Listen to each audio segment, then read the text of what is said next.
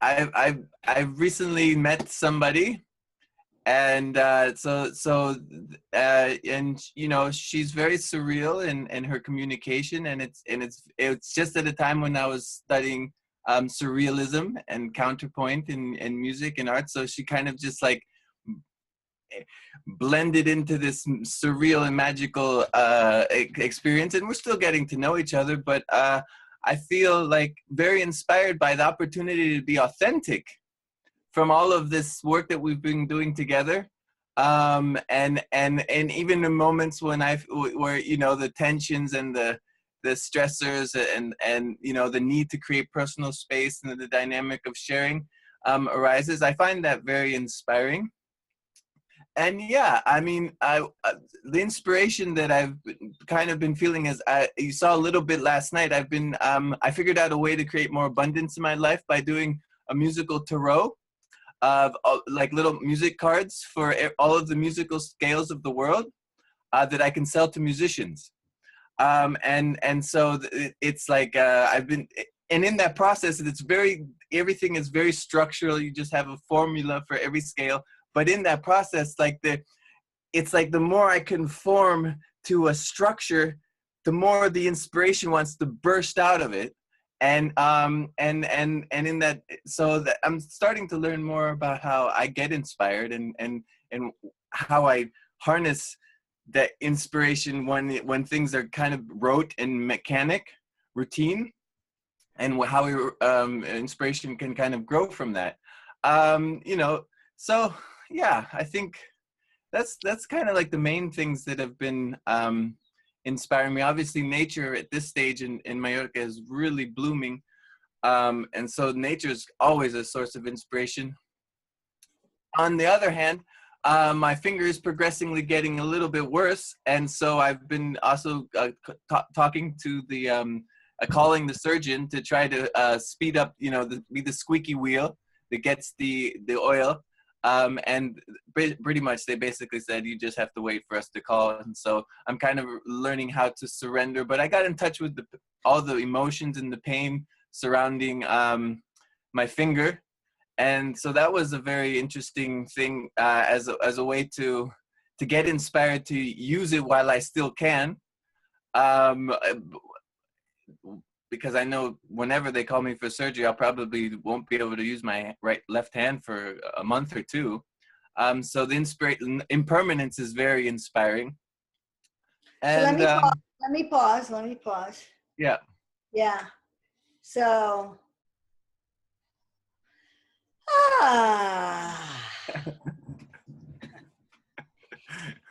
so I love the you know, the well, but more like a geyser. I love the geyser, you know, I love the fountain of, you know, of inspiration, which is awesome. And at the same time, I think it's important for us to just observe, you know, observe that it's kind of like almost like Christmas time, you know, when you're a 4-year-old and there's like, you know, 20 gifts that are being given to you. There's no freaking way you can really behold any one of them, you know, and really be present and totally like, you know, develop a relationship with one and see how it kind of, you know, what it brings out in you and the nuances.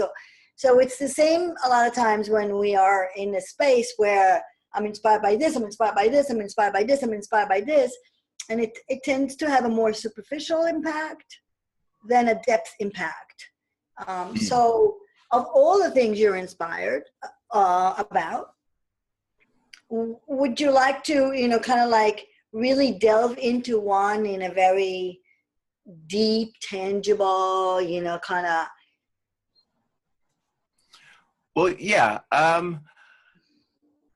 I would say I'm inspired by the amount of love and affection that I've recently been receiving, and my relationship to how to learn how to accept that without being kind of feeling eclipsed or dominated or kind of seeing what's coming to the surface from this deep experience of connecting on a profound level with another person. And I feel very inspired by that. Obviously, there's there's moment we're still kind of assessing our compatibility. You know, it's like I told her when she wears lipstick, I'm going to kiss her third eye.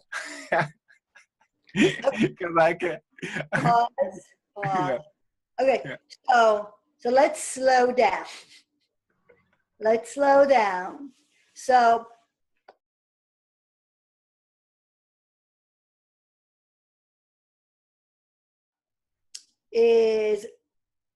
has come into your life, Yeah. and it's bringing abundance of love and possibilities, and at Yeah. the same time you are beginning to feel some other feelings that are arising in terms of maybe conflict or lack of compatibility, and how do you allow for coexistence?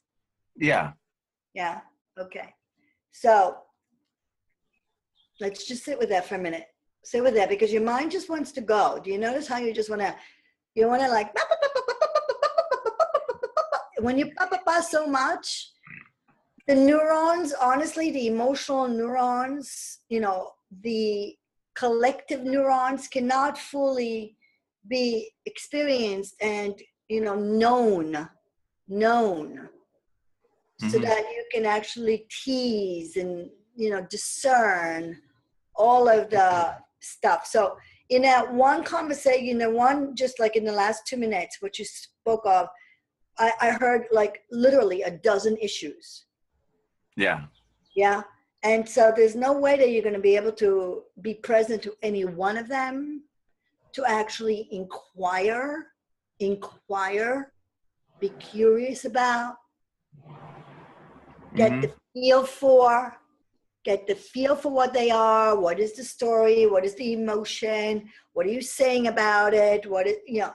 So that you can actually begin to tease and understand what's going on inside your body and your mind. Yeah. So let's just take, like one step at a time. Let's take one sentence at a time. And if we all do this, honestly, just kind of like be present. Every communication, every thought, every feeling has hundreds of information, bits of information inside that you want to really get anchored with, so that you can discern who you are, discern what you feel, discern what's real, discern what's pattern.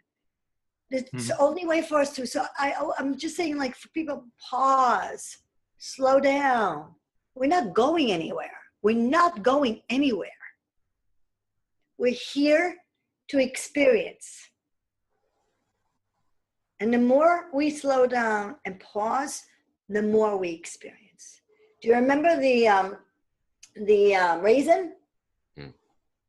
When we just kind of allowed it to be in our mouth, and we, like, let it in, and it just is, like, it started plumping up, you could just feel with your tongue, and you could, like, you really get to know something when you allow it the time and the sensation that it deserves, the listening that it deserves.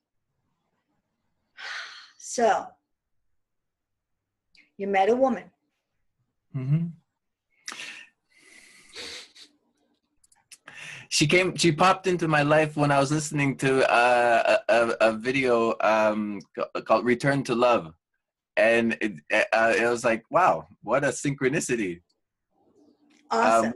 We met through Facebook. And so it just, her inspiration to connect was at a time when I was very much in the mood of studying love. Beautiful. So, and you've met how many times? Well, we've hung out probably like 6 or 7 times now in person, and we speak every day. Okay, so there is a mutual attraction. Yeah. Okay. And with that comes what? What are some of the feelings? Let's just, share some of the feelings. Love and tenderness, concern, and then also kind of listening, a deeper listening to myself, a deeper listening to her, and being very present. there's moments of fear, obviously, but you know, I think I've grown enough in my life to establish a sense of trust before diving too deep, too fast.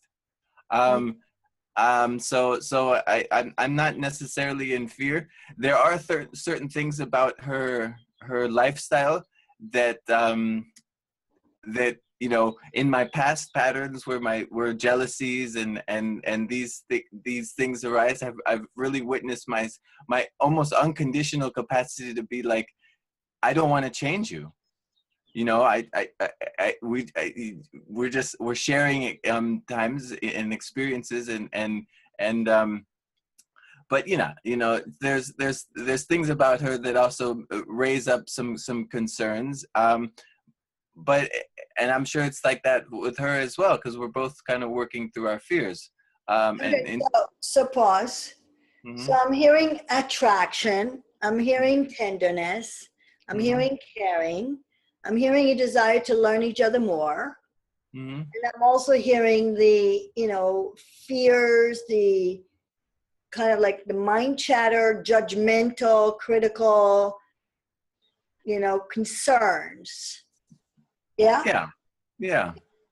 Okay. And so what are you in the presence of?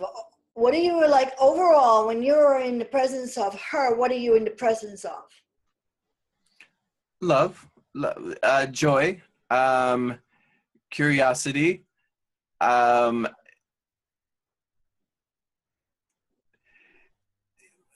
we're extremely different and extremely the same at the same time. So the differences come up as like, you know, just me coming into an environment and sharing my values. Like, you know, I'm seeing kind of like, you know, kind of red flags all over the place in terms of okay, like. So let's pause. So Yeah. I'm hearing that the first thing you mentioned is as a value. It may not be all that you said, but the first thing that you mentioned is a value that was like different. Is like she's wearing lipstick. Is that a different? Is that what you mean by value or not? Also, you know, these kind of like plug-in air aromas. You know, you know, eyelash extensions, you know, kind of like a little bit over the top makeup, you know, like, you know, completely a different culture than I'm used to. And so, Okay, so pause. So what do you make that mean? I make it mean that I'm going to be indulging in these chemicals as well. Okay, so for you, the issue is it's not so much that she's putting makeup or stuff, it's more about the chemicals.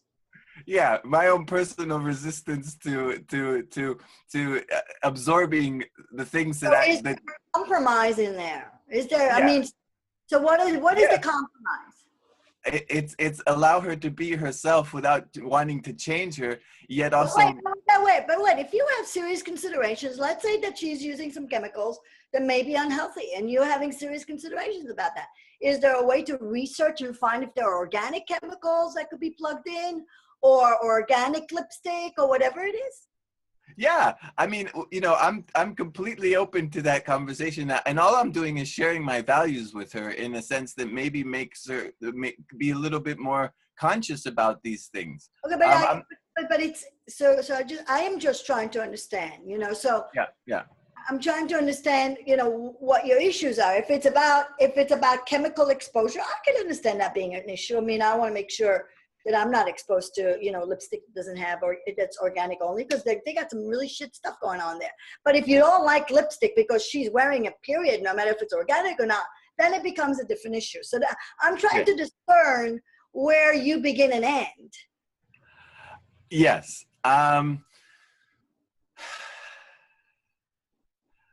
Obviously, my concern is because of my personal lifestyle. I choose to be as conscious as I can of what goes on in my body, and I'm sharing my concerns with her. And I think in the process of our growing relationship and friendship, we will begin to explore all these alternatives. And I think that she is open to it, because she you know, she unplugged the chemical aromas that are going on, the fragrances, and you know, she has a daughter. And so, you know, it's just So I got it. So she's not, so I got it. But I'm still not sure about whether it's, so if there was not chemical lipstick, you would be okay with it? If it was organic lipstick? Organic eyelashes? well, you know, but the thing is that, yeah, You need to get clear about where you begin and end and where somebody else begins and end. So until yeah. you get that clarity, you really can't even communicate about it, frankly. So I'm Yeah. trying to help you. I know what I know what my ideal is. I know what resonates with me fully, and yes, it's not. It's Okay. I can cheer. Yeah. All right. I'm giving you a homework assignment. Okay. Okay. I want you to write, you know, my ideal woman. Yes. However, you're going to have a column that says must have, and a column that says it would be nice. So for example, must have not wear chemicals on her body or in my environment. But it would be nice if she didn't wear any lipstick. But begin to make a distinction between the hardcore values that actually like you want and the ones that you would like. It would be nice, but are not, you know, a deal breaker. You need to be able to make those distinctions. Okay. Beautiful.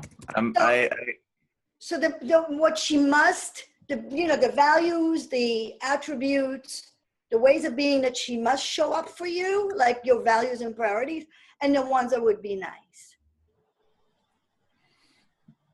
No, beautiful, brilliant. Yeah, I mean, I'm slightly in touch with this, but this will help me get much more clear. Yeah, it would be really helpful because then you can actually see what, you know, what are you going to, you know, what are your deal breakers and what do you want to go fight for? Yeah. And have it be a dance, yeah? Mm-hmm. It's a dance. It's not it's a play. It's a, you know, it's a game. Like just be flow in it. And I think it's awesome because I think you are at a moment of time in your life where you could enter a relationship consciously for the first time ever in your life. You could actually enter a relationship consciously. Yeah, I feel that. And so that's a beautiful opportunity. So let's, you know, hold it in that kind of like, you know, like, oh, self-aware. What is this emotion? Oh, is that real?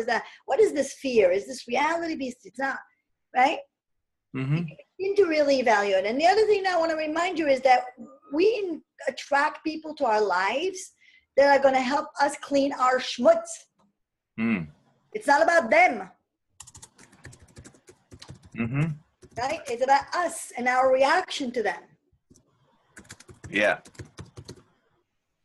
So whatever concern you have that she evokes in you, go inside and see what the origin of that is, because it's not about her. Yeah, I'm very aware. I'm relating to my reactions. Very good. Well, this is very exciting. I'm really happy for you. Thank you. I'm inspired. It's really great because it's bringing out all the deepest kind of neuroses and things that are dormant, so that I can consciously really begin to feel liberated on a much bigger scale. Yeah, so before you feel liberated, you'll feel like, oh, holy shit, that sucks. Oh my God, what the hell is that? So, you know, there's a process to liberation, but it's on the path of liberation. But let's get real. It's not going to, those neuroses are not particularly comfortable and they kind of freak you and they totally hijack you and you don't even know you're in the middle of them until you've said something or done something that was stupid or bad or whatever it is. So let's just, you know, let's get real. Yes. It's the best. There is no greater way to have our buttons pushed than to find someone that we're attracted to that represents the possibility of a partnership in life. And what's really wonderful is it's not, I feel there's almost a certain level of unconditionality on both sides, because anything that has come up it's not been like, okay, we're running away. Yeah. It's like, okay, let's deal with it. So there's a maturity on both of our sides. So it's Gorgeous. really Yeah, beautiful. maturity is the name of the game. That is what it is. It's maturity. Very cool. Cool. Yay! Thank you. Thank you for We're, this. we're going on this inspirational journey with you. Beautiful. Thank you. Well, thank you so much for these tools and my homework. We've only just begun.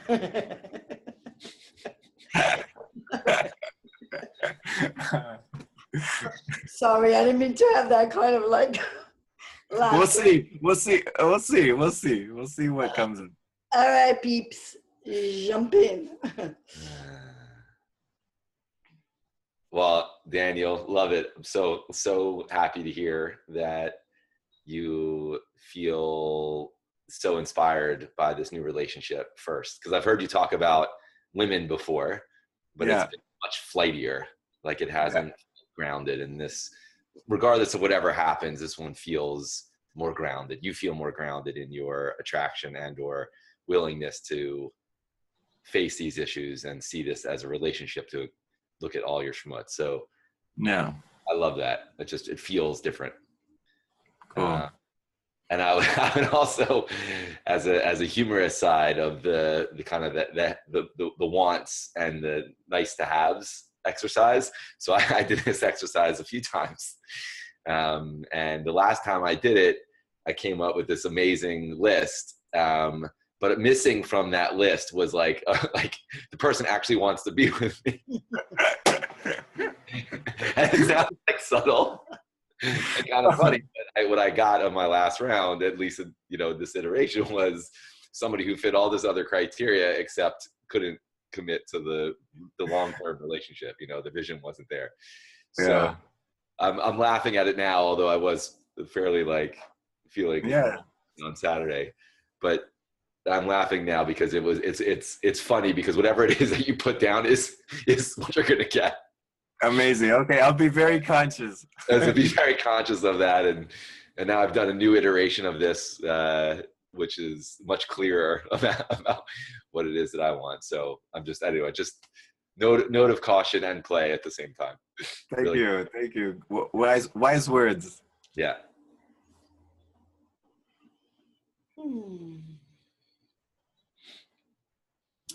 Daniel, I thought that was really inspiring for me too.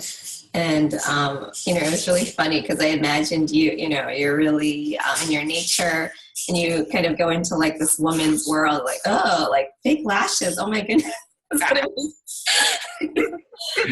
Yeah. And so that was like, I just had this visual of you like, oh, what is that? Is that like a bug? So in my Mallorca. And so I just had this really hilarious thing. It is. It's actually quite hilarious. Yeah. And then the only other thing I wanted to say was, after you go through your list, if you find out that it is the chemicals, I've done some research like maybe a year or two ago, and I only use organic makeup. So if you need recommendations for a list, I've already done a lot of research. So I'd be happy to provide it to you, like nail polish, like the whole thing. Wow. Yeah, so I would love to. And, and I think that, the thing about like, coming from like a girl perspective, like nail polish, makeup, I think it's something that it sounds like this woman enjoys. She enjoys. Yeah, she does. Pretty.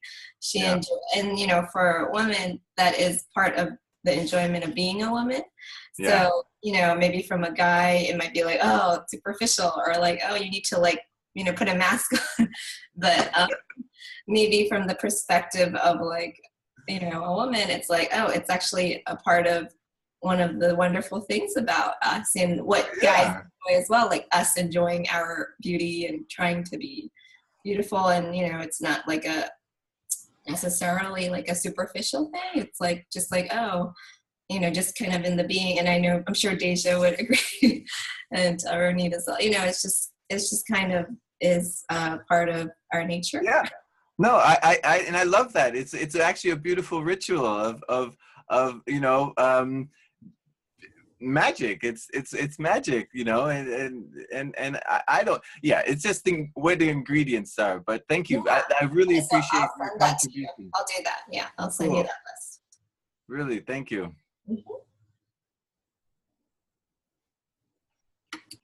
Yeah, I just think it's a dope reminder of like when people enter our worlds and what that brings up for us.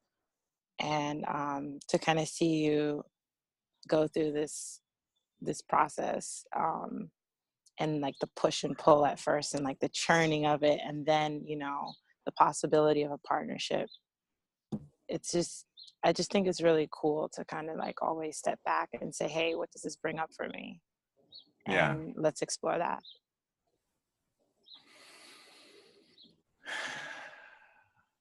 It's amazing. Mirror, mirror on the wall. Right.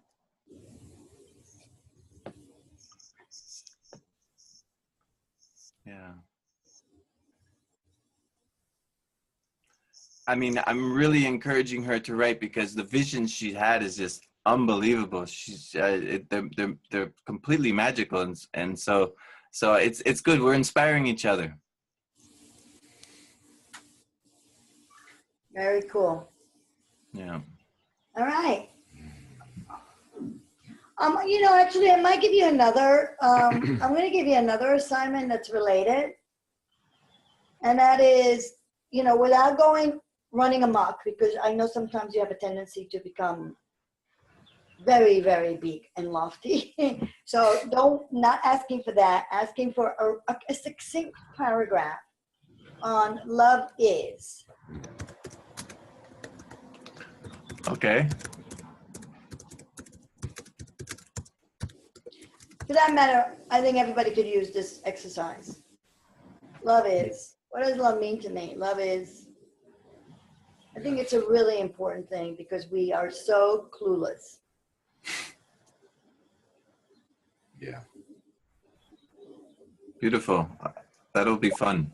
Last Thursday, by the way, last Thursday's one-on-one, the theme was love. So I'll watch it. Yeah, if you're moved to watch it. Beautiful. So, what are you feeling right now? You just witnessed a group of individuals sharing their innermost thoughts and feelings with each other without any fear of judgment or criticism. Imagine if all of us in the world would be able to be ourselves, share ourselves authentically without fear of being judged or criticized. Imagine if you and your family, with your friends, your colleagues, were able to be fully yourself. We would really discover how amazing we are. I invite you to share this with anyone that you feel would benefit from this experience. Let us all be love together.